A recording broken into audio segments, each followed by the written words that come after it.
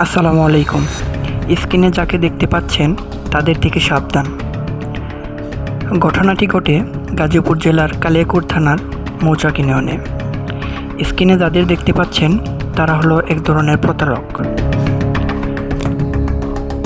এদের প্রতারণার প্রথম ধাপ হলো এরা কে বা কারো মাধ্যমে যে কোনো ইউনিয়ন পরিষদ থেকে বয়স্ক ভাতা, বিধবা ভাতা বা এই টাইপের যে ভাতা রয়েছে, অর্থাৎ যারা এই ভাতাগুলো পায় তাদের লিস্ট সংগ্রহ করে এবং ডুপ্লিকেট ডায়েরি তৈরি করে।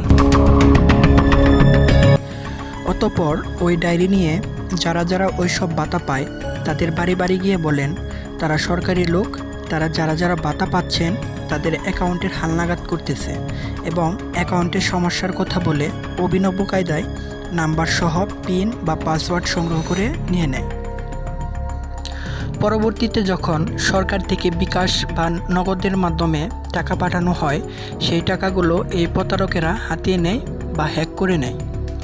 ঠিক এই রকম ঘটনা ঘটে মৌচাক ইউনিয়নের সিনাবাহ গ্রামে। ঘটনার এক পর্যায়ে সাধারণ জনগণ তাদের জিজ্ঞাসাবাদ করলে তারা উল্টাপাল্টা কথা বলতে শুরু করে। অতঃপর স্থানীয় জনগণের গণপিটুনিতে তারা তাদের কুকর্মের কথা স্বীকার করে। এরকম হাজারো প্রতারক আমার আপনার গ্রামেও আসবে। আমাদের উচিত এই প্রতারকগুলোকে চিহ্নিত করে প্রশাসনের কাছে তুলে দেওয়া। সকলেই সাবধান থাকবেন, সচেতন থাকবেন এবং ভিডিওটি শেয়ার করে সকলকে সচেতন করবেন। আসসালামু আলাইকুম।